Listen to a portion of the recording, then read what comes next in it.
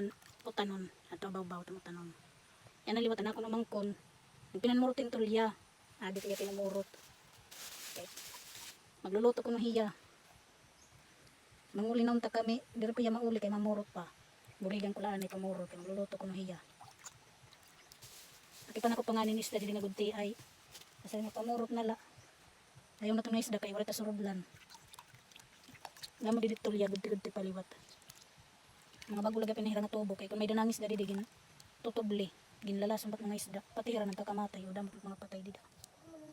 Nagkakamatay. Sinigat na pamulay mga isda. Kaya magdadakot itong hiya. Pamurot lanay. Natapag pinangisdaon. Kaya wala surudlan.